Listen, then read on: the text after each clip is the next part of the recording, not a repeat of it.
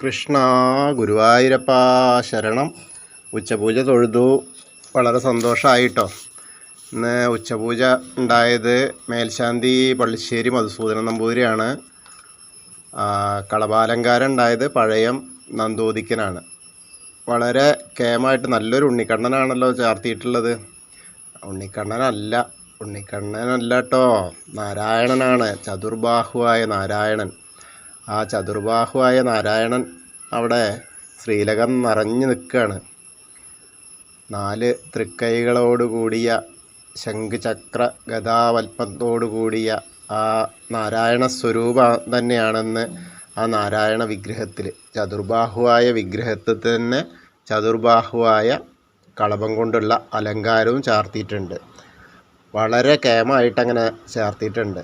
ആ ശംഖൊക്കെ കളഭം കൊണ്ട് തന്നെയാണ് ചാർത്തിയിട്ടുള്ളത്. ഗദ കളഭം കൊണ്ടാണ്. ചക്രമുണ്ട്, പിന്നെ പത്മം താമരൊക്കെ പിന്നെ ആ കയ്യിൽ പിടിച്ചിട്ടുണ്ട്. ആ പട്ടൊക്കെ ഇങ്ങനെ ഞൊറിഞ്ഞെടുത്ത്, മഞ്ഞപ്പട്ടൊക്കെ ഇങ്ങനെ ഞൊറിഞ്ഞെടുത്ത് കാണാൻ എന്തൊരു സുന്ദരമായ എന്താ രസം.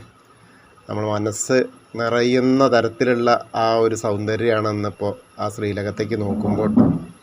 ആ ഗുരുവായൂരപ്പൻ്റെ യഥാർത്ഥ രൂപം ഇന്ന് വീണ്ടും കാണിക്കുമ്പോൾ അത് കാണാൻ എന്താ നമ്മൾ ഭാഗ്യം ചെയ്തിരിക്കണം. അത്രയും ഭാഗ്യം ചെയ്ത ആളുകൾക്കാണ് ഇപ്പം ഇന്നത് കാണാനുള്ള ആ ഒരു സൗഭാഗ്യം ഉണ്ടായത്. എന്തായാലും വളരെ ആ കൈയിലും കാലിലൊക്കെ കൈത്തളകളും കാൽത്തളകളൊക്കെ ഇട്ടിട്ടുള്ള ആ ഒരു ചതുർബാഹുവായ ആ ഒരു പുഞ്ചിരിക്കുന്ന രൂപത്തോടു കൂടിയ, മുഖത്തോടു കൂടിയ ആ രൂപം ഇന്ന് എല്ലാവരുടെയും മനസ്സിലത് ഇങ്ങനെ നിറഞ്ഞു നിൽക്കും. ഇന്നത്തെ രൂപം മനസ്സിൽ നിന്ന് മായില്ല.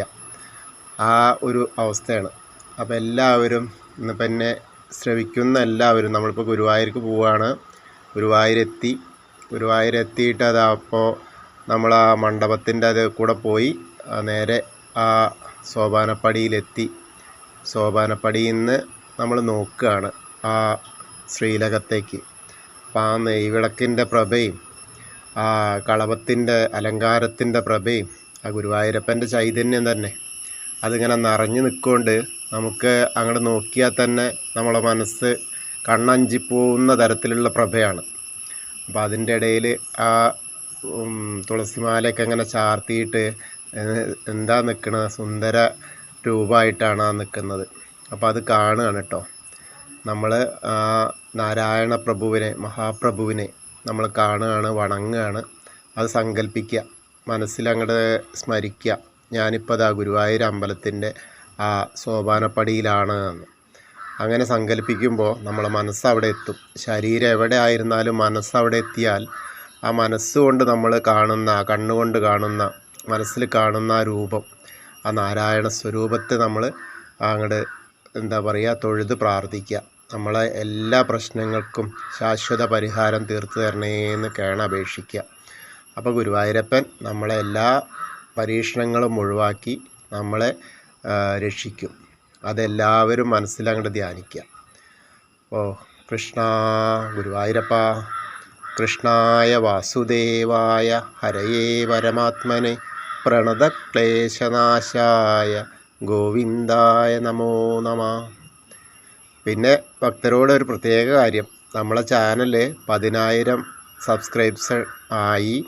അപ്പോൾ ഇത്രയും സബ്സ്ക്രിപ്ഷൻ ആയത് നിങ്ങളെല്ലാവരുടെയും ഒരു സഹകരണം കൊണ്ടാണ്. ഇനിയും നിങ്ങളുടെ സഹകരണം ഉണ്ടാവണം.